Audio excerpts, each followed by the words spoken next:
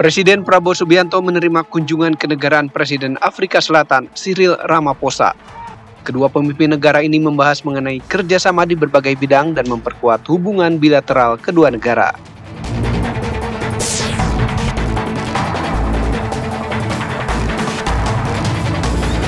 Kementerian Pelindungan Pekerja Migran Indonesia menyegel tempat penampungan tenaga migran di kawasan Pasar Rebo, Jakarta Timur.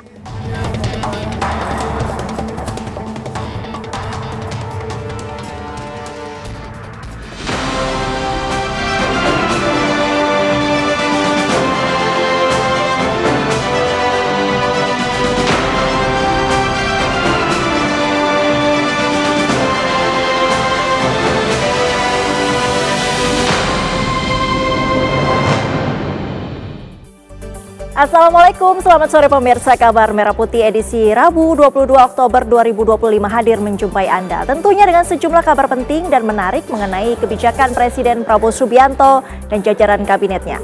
Saya Sita Paprik akan menemani Anda selama 1 jam ke depan. Dan pemirsa, inilah kabar Merah Putih selengkapnya untuk Anda.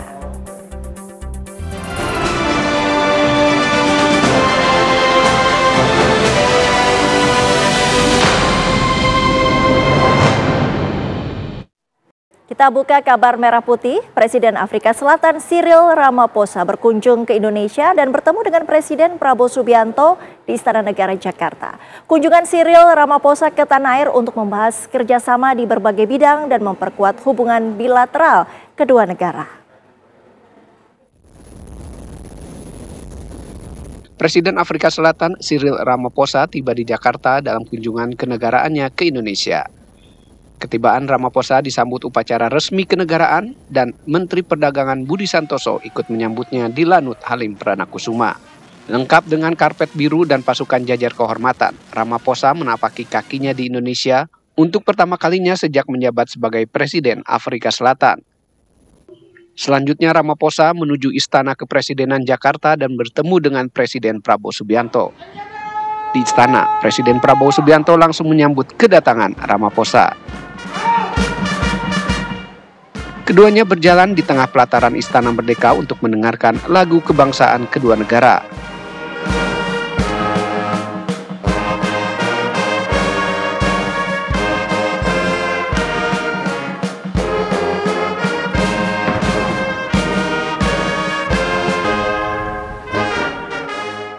Selama lagu kebangsaan dikumandangkan, terdengar dentuman meriam di sekitar istana.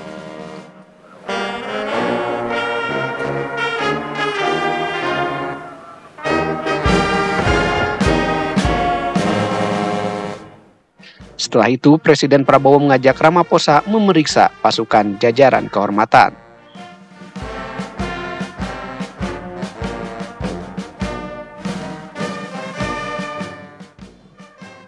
Selain pasukan jajaran kehormatan, para siswa SD juga dihadirkan di halaman Istana Merdeka untuk menyambut kedatangan Ramaphosa.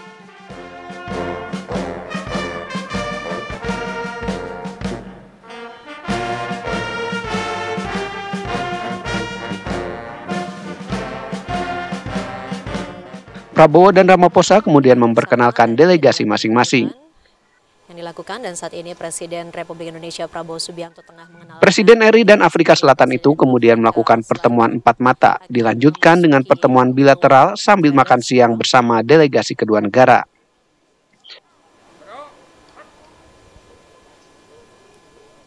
Kunjungan Ramaphosa ke Indonesia ini mengawali rangkaian kunjungan kenegaraannya di Asia Tenggara yang selanjutnya akan mengunjungi Vietnam dan Malaysia.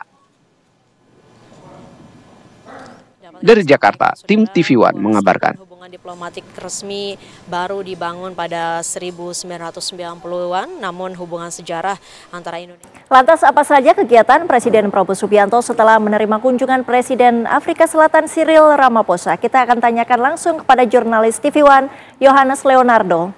Ardo, silakan.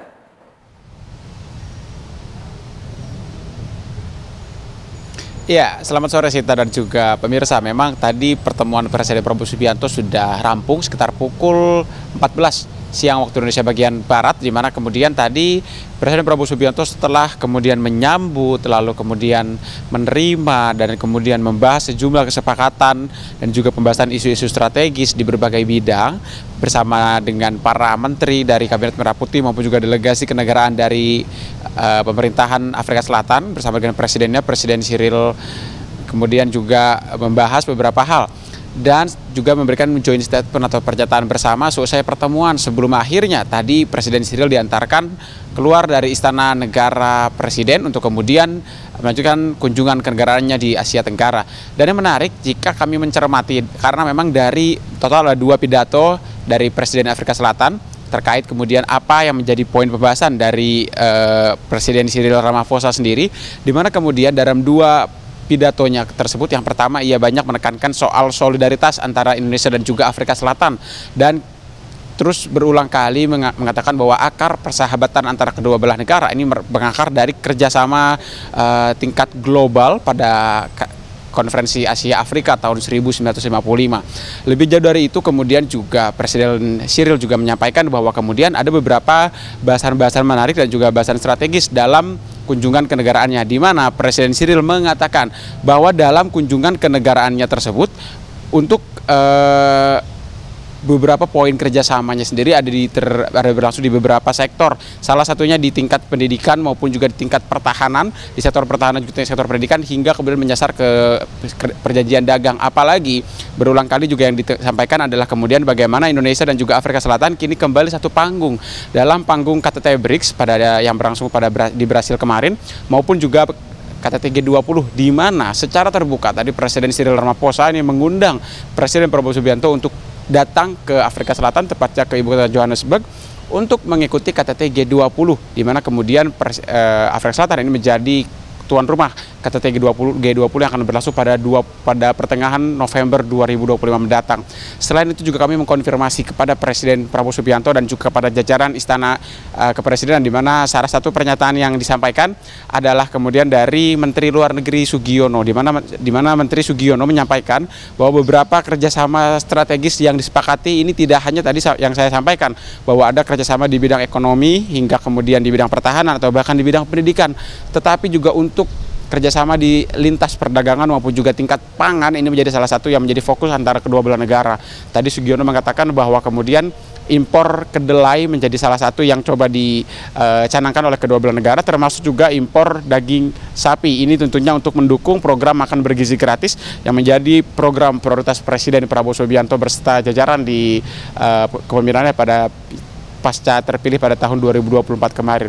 Selain kemudian kedelai dan juga daging sapi kemarin, juga di sektor pertahanan, di mana tadi Menteri Luar Negeri menyampaikan bahwa untuk kerjasama di sektor pertahanan ini juga mencakup pelatihan personel hingga mencakup pelatihan bersama, dan masih membuka peluang kerjasama strategis lainnya dengan kunjungan nantinya pada Presiden Prabowo Subianto ke Afrika Selatan pada pertengahan November 2025 mendatang. Sementara demikian, kembali ke Anda di studio Cita. Yohanes Leonardo langsung dari Istana Negara Jakarta. Terima kasih. Pemirsa, Presiden Prabowo Subianto menerima kunjungan delegasi Persatuan Emirat Arab di Istana Merdeka Jakarta. Pertemuan tersebut membahas berbagai bidang kerjasama strategis, mulai dari energi, infrastruktur hingga pendidikan. Dalam pertemuan tersebut turut hadir Duta Besar Uni Emirat Arab untuk RI Abdullah Salim Al-Daheri dan jajaran pimpinan H Group, perusahaan yang bergerak di sektor teknologi dan pertahanan UEA. Abdullah Al-Daheri mengatakan nilai perdagangan Indonesia dan UEA saat ini telah meningkat drastis, mencapai lebih dari 5 miliar dolar Amerika Serikat dari sebelumnya hanya 1,9 miliar dolar pada tahun 2021. Kerjasama kedua negara juga semakin luas, tak hanya pada minyak, gas, dan pendidikan, tapi pada energi terbarukan dan pertanian. Salah satu wujudnya adalah proyek energi surya Cirata di Jawa Barat yang terus berkembang. We've discussed many areas of cooperation. We've discussed the housing. We've discussed all other areas like infrastructure and others. So the relationship between United Arab Emirates and Indonesia, if we talk about the trade balance between both, 20 2021, it was around 1.9 billion US dollar. Today, as we speak, it is little over 5 billion US dollar. Menteri Keuangan Purbaya Yudi Sadewa akan menutup akses importir ilegal karena menjadi beban Kementerian Keuangan. Kami hadirkan informasinya usai jeda.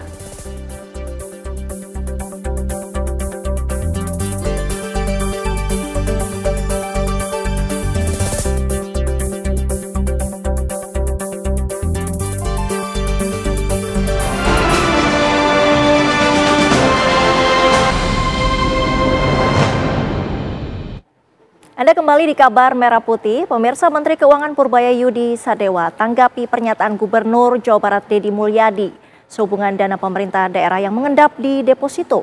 Menurut Menkyu, data yang ia ungkap berasal dari Bank Indonesia dan merupakan dana pemerintah daerah secara umum, bukan spesifik pemerintah daerah Jawa Barat. Purbaya juga menolak tantangan Deddy Mulyadi karena Menkyu bukanlah pegawai Pemprov Jabar.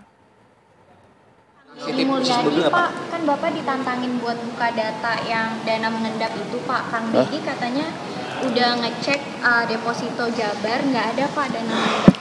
Tanya aja ke Bank Sentral, itu kan data dari sana. Harusnya dia cari, kemungkinan besar anak buahnya juga ngibulin dia loh. Kalau itu kan dari laporan perbankan kan, data Pemda sekian, ini sekian, ini sekian. Sepertinya data saya sama dengan data Pak Tito waktu saya ke Pak Tito kemarin tuh. Kan pagi Pak Tito jelaskan kan data di perbankan ada berapa, angkanya mirip kok. Jadi Pak Deddy tahu semua bank, kan dia hanya tahu Jabar aja kan. Saya nggak pernah describe data Jabar kan. Kalau dia bisa turunkan sendiri, saya nggak tahu dari mana datanya. Dia debat sama dia sendiri. Saya nggak tahu. Jadi saya nggak pernah bilang Jabar segitu berapa kan. Saya bilang data di perbankan sekian punya Pemda. Dan data itu dari bukan laporan apa sih? Sistem Keuangan Bank Sentral. Dia ada, saya lupa namanya. BI apa sih? Di situ ada tuh, ada flagnya. Punya Pemda sekian, punya pemerintah pusat sekian.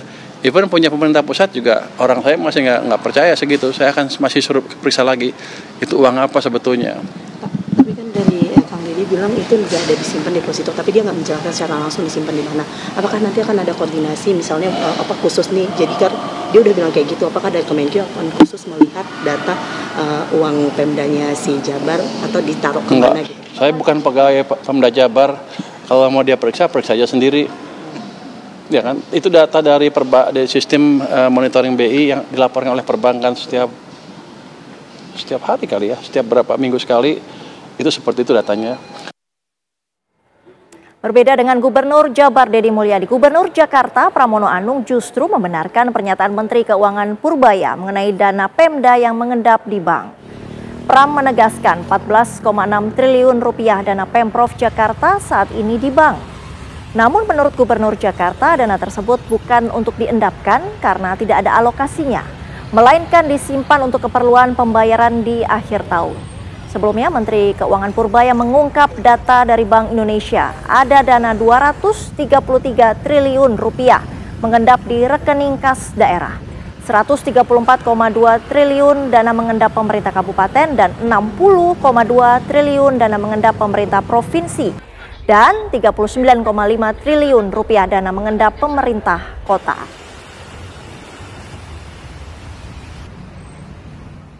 Seperti yang disampaikan oleh Bapak Menteri Keuangan, Pak Purbaya, beliau menyampaikan ada dana 14,6 triliun yang dimiliki oleh Pemda DKI yang ada di Bank Jakarta.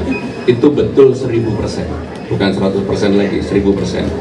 Tetapi memang Jakarta ini pola pembayaran untuk APBD-nya biasanya terjadi pelonjakan di akhir tahun. Dan sebagai contoh, di akhir tahun 2023 itu sekitar 16 triliun. Di tahun 2024 18 triliun. Maka kenapa dana ini ada? Pasti nanti dana ini akan kita gunakan untuk melakukan pembayaran-pembayaran yang seperti itu. Maka dengan demikian bahkan pemerintah DKI meminta kepada Pak Menteri Keuangan tambah dong 10 triliun yang mau ditransfer segera ditransfer. Jadi kami bukan mengatakan enggak, tapi memang betul 1000% betul. Tetapi itulah yang kita persiapkan untuk akan kami gunakan pembayaran di akhir bulan November dan Desember ini. Kurang lebih kebutuhannya sama dengan tahun 2023 maupun 2024 sekitar 16 sampai dengan 18 triliun. Informasi selanjutnya, Menteri Keuangan Purbaya Yudi Sadewa akan menutup akses importir ilegal karena menjadi beban Kementerian Keuangan. Usai kunjungan ke Bea Cukai, Menkyu Purbaya menjelaskan sistem monitoring Bea Cukai belum berjalan baik dan masih bisa dikembangkan ke arah yang lebih baik. Purbaya menargetkan dalam waktu setahun ke depan sistem monitoring di Bea Cukai bisa lebih baik lagi. Selain itu, Purbaya juga menyoroti impor baju bekas ilegal yang kerap merugikan negara. Menurutnya, keuangan negara banyak digunakan untuk kegiatan pemusnahan barang ilegal serta memberi makan importir ilegal yang dihukum penjara. Yang dikritik Pak Presiden under invoicing. Di situ sebenarnya tadi juga ada diskusi Bapres, saya juga baru tahu istilah Bapres itu, impor barang-barang baju bekas seperti apa penanganannya. Rupanya selama ini hanya bisa dimusnahkan dan yang impor masuk penjara, saya nggak dapat duit, nggak didenda, ya saya rugi, cuman ngeluarin ongkos untuk memusnahkan barang itu, tambah ngasih makan orang-orang yang di penjara itu. Pak, berarti nanti sistem jadi kita yang terubah di mana kita harus bisa denda orang itu juga. Pak, berarti dari sistem dan perbaikan itu akan mampu juga memonitoring untuk terkait pencegahan Bapres masuk lebih banyak ke Indo, Pak? Harusnya ya. Bandara Internasional Samsudin Nur Banjarmasin di Banjarbaru, Kalimantan Selatan akhirnya secara perdana membuka rute internasional. Maskapai penerbangan asal Malaysia AirAsia menjadi maskapai pertama yang melayani rute internasional Kuala Lumpur Banjarmasin. Setibanya di Bandara Internasional Syamsuddin Nur Banjarmasin, pesawat Airbus 320 dari Bandara Internasional Kuala Lumpur, Malaysia, langsung disambut water salute sebagai penyambutan penerbangan perdana.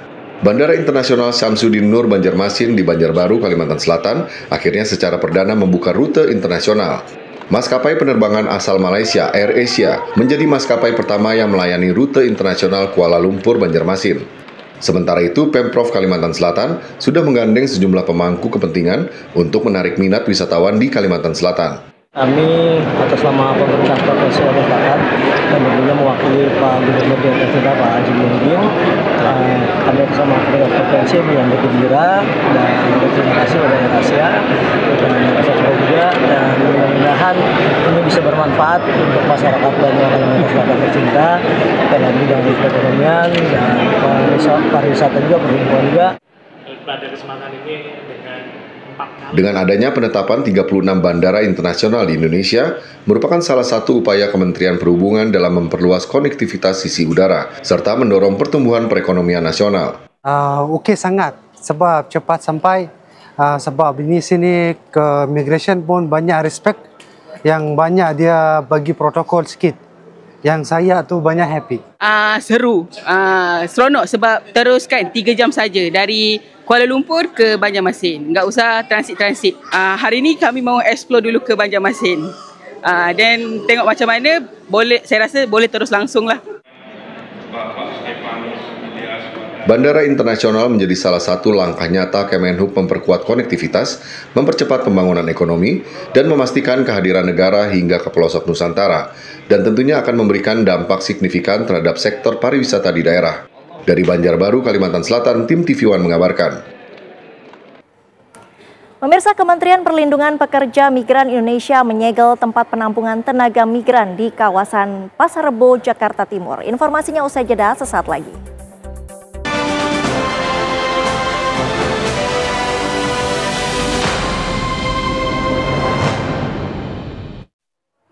Anda masih menyaksikan kabar Merah Putih. Pemirsa, Kementerian Perlindungan Pekerja Migran Indonesia menyegel tempat penampungan tenaga migran di kawasan Pasar Rebo, Jakarta Timur.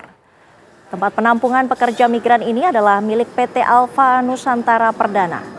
Perusahaan ini saat ini tengah menjalani sanksi penghentian sementara sebagian atau seluruh kegiatan usaha selama 3 bulan sejak 30 September.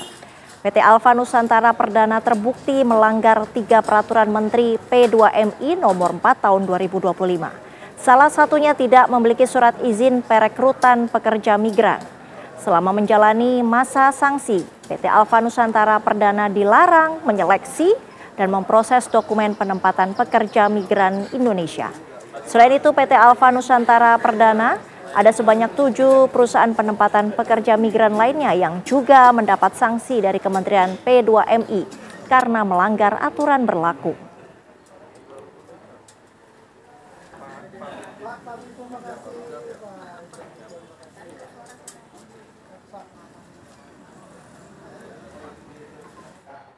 Kita ke kabar lain, mantan Kapolres Ngada AKBP Fajar Widya Dharma Lukman Sumaatmaja divonis 19 tahun penjara oleh Majelis Hakim Pengadilan Negeri Kelas 1 Kupang, Nusa Tenggara Timur. Vonis dijatuhkan atas kasus kekerasan seksual anak di bawah umur. Selain itu, ia juga divonis denda 5 miliar, subsidiar 1,4 tahun penjara, serta membayar restitusi 359 juta subsidiar 1 tahun penjara terhadap terdakwa Fajar. Persidangan dengan agenda amar vonis putusan dipimpin Hakim Ketua Anak Agung Gede Agung serta Hakim Anggota Putu Dima Indra Sansi Sera, Semida Naomi Neno Haifeto. Putusan Majelis Hakim PN Kupang lebih rendah 1 tahun dari tuntutan Jaksa Penuntut Umum Kejari Kota Kupang yang menuntut Fajar dihukum 20 tahun penjara. Fajar divonis terbukti dan bersalah melanggar pasal perlindungan anak, kekerasan seksual anak di bawah umur, serta Undang-Undang ITE.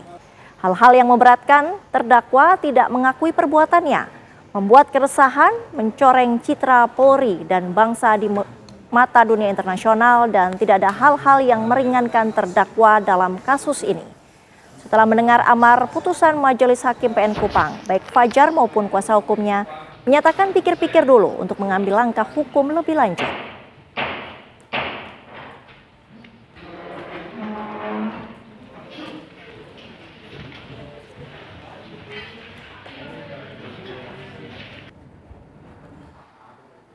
Pemirsa, beragam upaya peningkatan pelayanan dilakukan Kementerian Perhubungan di Stasiun Tanah Abang, Jakarta. Hasil peningkatan Stasiun Tanah Abang tahap 1 kini telah dioperasikan.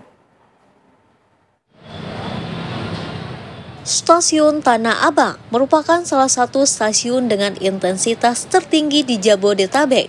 Stasiun Tanah Abang kini lebih luas dan terhubung. Sejak Juni 2025, hasil peningkatan Stasiun Tanah Abang tahap 1 telah dioperasikan. Sejalan dengan arahan Presiden, sebagaimana tertuang dalam semangat Astacita untuk dapat memberikan pelayanan terbaik kepada masyarakat. Kementerian Perhubungan telah melakukan berbagai upaya peningkatan, baik dari sisi keselamatan maupun layanan pada Stasiun Tanah Abang. Terus terang baru nih, kesini lagi ke Tanah Abang, saya juga bingung tuh ngeliatnya kok begini ya, bagus banget nih stasiun ini, sampai kayak aduh, ini bener ya gitu kan, ya cukup bagus lah gitu kan. Terus juga fasilitasnya nih, aksesnya tuh lebih mudah gitu loh, kemana-mana langsung kan, dibandingkan yang sebelumnya ya pembangunan. Sekarang tuh ya top lah, jempol. Peningkatan Stasiun Tanah Abang tahap 1 meliputi bangunan gedung stasiun yang baru, jalur kereta api, JPO atau jembatan penyeberangan orang, penataan area parkir, taman, dan berbagai fasilitas lainnya. Menurut aku Stasiun Tanah Abang yang baru ini jauh lebih nyaman ya dibanding yang dulu, karena fasilitasnya juga lebih bagus gitu. Pelayanannya udah cukup bagus banget sih dibanding yang dulu, udah sangat berkembang. Stasiun Tanah Abang ini lebih rapi, lebih terkondisikan lah, lebih kayak orang-orang jadi lebih nyaman lah di Stasiun Tanah Abang ini kan. Kelebihannya ini tuh ada jalur busway-nya kan, biasanya kan nggak ada jalur busway, dan ada eskalator juga. Eskalatornya lagi yang berfungsi dengan bagus dan makin banyak juga eskalatornya. Semoga Tanah Abang makin awet, makin lancar, jaya, aman. Pengembangan Stasiun Tanah Abang menjadi semakin luas dan modern, diharapkan mampu mendukung berbagai aktivitas masyarakat, khususnya pengguna kereta api komuter lain di Tanah Abang. Dari Jakarta, tim TV One mengabarkan. Pemerintah memberikan penghargaan Anugerah Kebudayaan Indonesia kepada sejumlah pihak yang dinilai berjasa dalam pelestarian dan pengembangan budaya nasional. Kami hadirkan informasinya usai jeda, tetaplah bersama kami.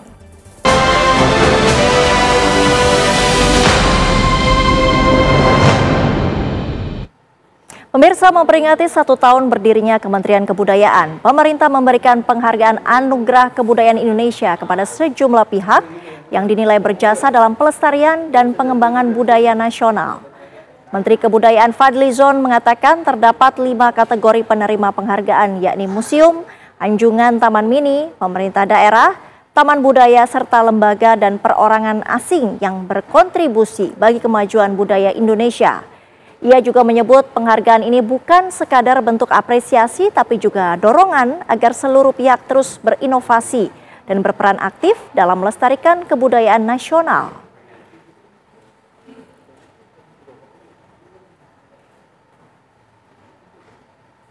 Museum kali ini ada 10 penerima penghargaan. Boleh apresiasi yang paling meriah. 1 tahun pemerintahan Prabowo Gibran, Menteri Koordinator Bidang Infrastruktur dan Pembangunan Kewilayahan, Agus Harimurti Yudhoyono menegaskan arah pembangunan infrastruktur nasional semakin terkoordinasi, sejalan dengan visi Presiden dan Wakil Presiden. Menko AHY menyebut 5 kementerian yang berada di bawah koordinasi Kemenko Infrastruktur, yaitu Kementerian ATR BPN, Kerjaan Umum, Perhubungan, Perumahan dan Kawasan Pemula, serta Transmigrasi telah menunjukkan kinerja positif dalam menjawab kebutuhan dasar masyarakat. Di Kementerian PU, khususnya sektor irigasi, pemerintah terus memperkuat sistem pengairan untuk mendukung ketahanan pangan nasional. Fokus utama yaitu meningkatkan produktivitas tanaman agar petani bisa panen hingga 3 kali dalam setahun.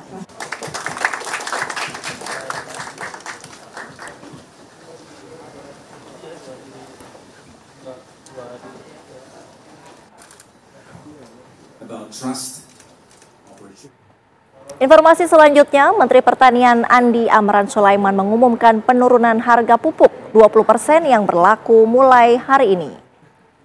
Penurunan harga pupuk 20% bisa terjadi karena efisiensi biaya dalam ekosistem pengolahan pupuk.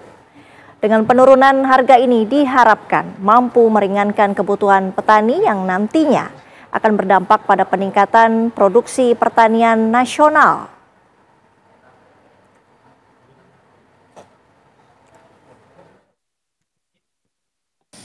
$1.800 turun 450 per kilogram seluruh Indonesia.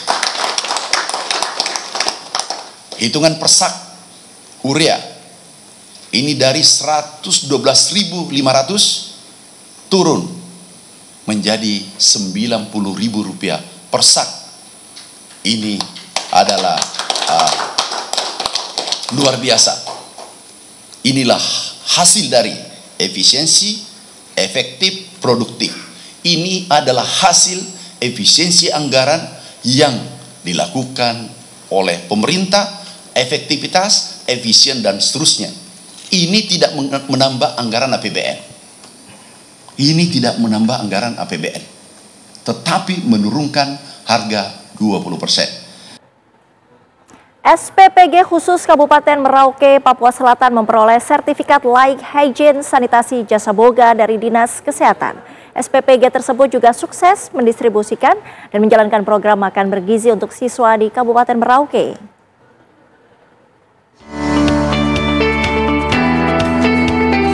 Satuan Pelayanan Pemenuhan Gizi SPPG khusus Kabupaten Merauke sukses menjalankan program makanan bergizi yang telah dicanangkan oleh Presiden dan Wakil Presiden RI.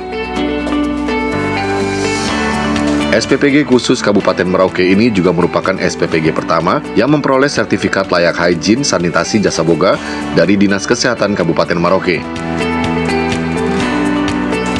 Setiap harinya makanan yang disiapkan oleh SPPG khusus Kabupaten Merauke itu sebanyak 3.448 porsi makanan bergizi gratis yang mereka distribusikan pada pukul 8 pagi ke beberapa sekolah, mulai dari sekolah dasar hingga sekolah menengah atas di seluruh Kabupaten Merauke. Nah, kami di sini yang pertama kali mendapatkan sertifikat SLAS berdasarkan dari penelitian air, kebersihan di lingkungan SPPG kami. Jadi kami layak untuk mendapatkan sertifikat SLAS. Untuk sumber pangan kami bekerja sama dengan petani lokal khususnya Kabupaten Merauke, sehingga sumber pangan kami sangat cukup untuk mendukung sumber pangan operasional kami di dapur kami. Dan terima kasih juga untuk pemerintah pusat, khususnya Presiden dan Wakil Presiden dan pemerintahan daerah yang telah mendukung program MBG ini menjadi sukses. SPPG khusus Kabupaten Merauke juga bekerja sama dengan seluruh petani dan nelayan lokal di Merauke untuk memenuhi kebutuhan pangan makanan bergizi. Program ini juga bertujuan untuk menggerakkan ekonomi lokal dengan melibatkan warga sekitar sebagai mitra dalam rantai pasokan bahan makanan. Makan bergizi gratis merupakan program yang menjadi asta cita Presiden Prabowo Subianto untuk menekan angka stunting di Indonesia dan mewujudkan generasi bangsa yang sehat dan cerdas. Dari Merauke, Papua Selatan, tim TV One mengabarkan. Kabar Merah Putih masih akan kembali usai jeda. Tetaplah bersama kami.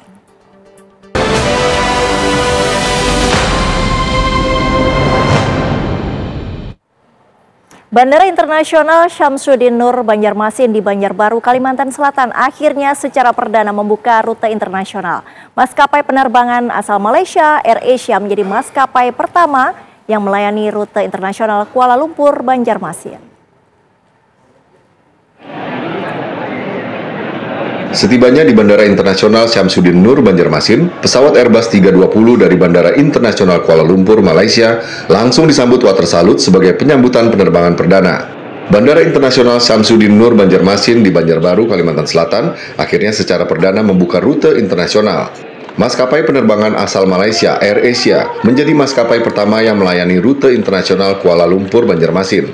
Sementara itu, Pemprov Kalimantan Selatan sudah menggandeng sejumlah pemangku kepentingan untuk menarik minat wisatawan di Kalimantan Selatan. Kami atas nama pemerintah Provinsi Sulawesi Selatan dan tentunya mewakili Pak Gubernur DKI kita Pak Haji Muhyiddin, kami bersama pemerintah provinsi menyambut gembira dan berterima kasih kepada AirAsia dan juga, dan mudah-mudahan ini bisa bermanfaat untuk masyarakat banyak Kalimantan Selatan tercinta dalam bidang perekonomian dan pariwisata juga perlindungan juga. Pada kesempatan ini dengan adanya penetapan 36 bandara internasional di Indonesia, merupakan salah satu upaya Kementerian Perhubungan dalam memperluas konektivitas sisi udara, serta mendorong pertumbuhan perekonomian nasional. Oke, sangat. Sebab cepat sampai, sebab ini sini ke migration pun banyak respect, yang banyak dia bagi protokol sedikit. Yang saya tuh banyak happy. Seru, seronok sebab terus kan 3 jam saja dari Kuala Lumpur ke Banjarmasin. Nggak usah transit-transit. Hari ini kami mau explore dulu ke Banjarmasin. Dan tengok macam mana, saya rasa boleh terus langsung lah. Bandara internasional menjadi salah satu langkah nyata Kemenhub memperkuat konektivitas, mempercepat pembangunan ekonomi, dan memastikan kehadiran negara hingga ke pelosok Nusantara, dan tentunya akan memberikan dampak signifikan terhadap sektor pariwisata di daerah. Dari Banjarbaru, Kalimantan Selatan, tim TV One mengabarkan. Pemirsa, sebanyak 15 peraturan menteri telah dihasilkan selama 1 tahun berdirinya Kementerian Hak Asasi Manusia. Menteri HAM Natalius Pigai mengatakan 15 peraturan menteri yang dihasilkan menjadi dasar kebijakan HAM nasional. Kebijakan tersebut mengatur tentang hak masyarakat adat, perlindungan pekerja rumah tangga, serta penegasan prinsip non-diskriminasi dalam pelayanan publik. Pigai menyebut terbitnya belasan aturan ini menjadi langkah awal untuk mengubah paradigma pemerintah dalam menerapkan kebijakan berbasis hak asasi. Kementeriannya juga mulai mengintegrasikan penilaian HAM ke dalam program setiap kementerian dan pemerintah daerah.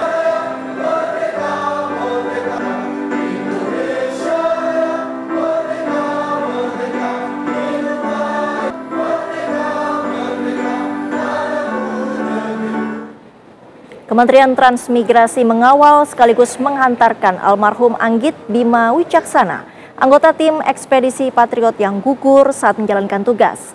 Hal ini sebagai bentuk penghormatan dan penghargaan atas dedikasi almarhum saat menjalankan tugas di kawasan Transmigrasi Bombere, Fakfak, Papua Barat.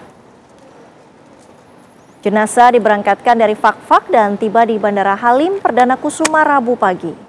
Jenazah kemudian dibawa ke rumah duka dan akan dikebumikan di pemakaman Tanah Kusir. Menteri Transmigrasi Iftitah Sulaiman mengawal langsung penyerahan jenazah kepada keluarga almarhum sebagai bentuk penghormatan dan tanggung jawab negara atas pengabdian generasi muda bangsa. Rencananya dalam waktu dekat akan diberikan penghargaan kepada almarhum atas jasa-jasanya yang mengorbankan dirinya untuk hadir membantu rakyat yang kesulitan di kawasan transmigrasi.